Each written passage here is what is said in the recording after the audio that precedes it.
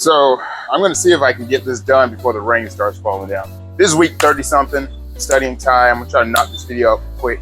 I don't remember the week. It's been a long time.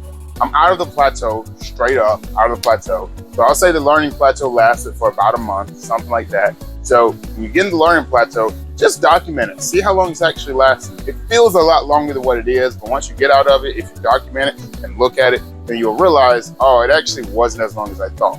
It's actually raining out here, and I don't have a camera. Maybe my phone's waterproof. I don't know.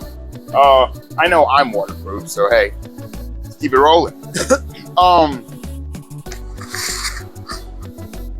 So yeah, the big thing that I want to say today something happened. And this happens to me when I'm really getting into learning the language, I'm really building myself up, and I'm in that environment. And it gets to a point one day where I meet a problem, some kind of issue that needs to be resolved with communication. And while in a hypothetical sense, my communication skills are good enough, in practical sense, I just haven't had enough experience. So what ends up happening is I am not able to explain the situation to them, and it leads to just a huge amount of frustration.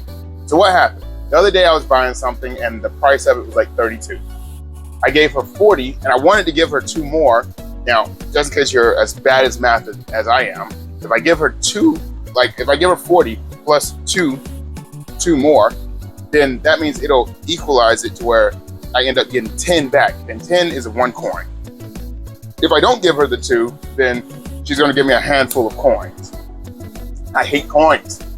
So I give her the 40 and I'm trying to get 2 out of my pocket, and she's over here, you know, she doesn't speak English, but she's like, dude, bro, this is it. What are you talking about? I'm getting the change. What are you trying to get more money for? And, you know, I'm trying to explain to her, dude, I need to give you 2 so that you don't give me a handful of 8 or whatever. Instead, you just give me 1 coin, a 10. And I'm saying I'm talking about baht, that's the Thai money.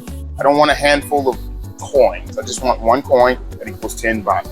I'm trying to explain this to her, but I know how to explain this in Thai, but the frustration was a bit high. So my ability to explain under stress and frustration, it just goes down. And this is really annoying. And if you don't have a lot of experience, it can be a harsh blow because it can make you think, man, I'm not good at this. I'm bad at the language. Oh, people over there. I'm not good at this. I'm bad at the language. That's how it can make you feel.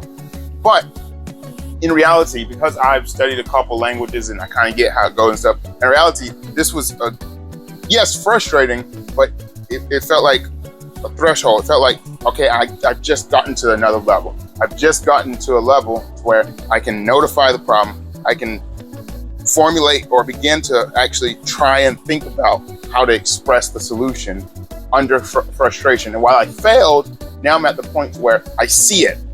You know, like I still didn't succeed to do it, but I'm at a point now to where I see it. I'm like, boom, I can do it. I have the words, I have the whatever, the information. All I need now is just the experience. I just need to be in that frustrating situation many times, because the thing that makes the situation so frustrating is that you know you have the words, you know you have the ability from a hypothetical sense, you just haven't had enough experience out there to execute. And it's a good thing, because it's a totally different feeling from when you just don't have the vocabulary, you just don't have the words, you just don't have the knowledge, and you're under a frustrating situation, versus when you do have the knowledge, you do have the words, but you just don't have the practical implications yet. You just haven't been put out there enough times, put in this situation enough times to be able to, under frustration and under stress, still execute. So it was a good feeling. Bad, well, frustrating, but afterwards, you know, it was a good feeling because I realized, wow, I'm really making that progress. I'm really at this point now, because I remember when I was at this same point with Vietnamese, and it was annoying, it was frustrating and all that good stuff, but you know, that's that first gateway. It's like you're there, you're at the gate now, man. All you got to do is just put yourself out there in those frustrating or high stress or angry situations where you get angry at someone, and then it's difficult for you to both be angry and express why you're angry, you know, in that language. You know, I'm at that gate now. So that's really good. That's the update of my situation. My Thai is definitely not beginner level. We're definitely beyond beginner. I've been practicing writing a lot. I've been getting into the technical linguistics part of it, really studying about how the tones work and all that, because I'm trying to really break that down.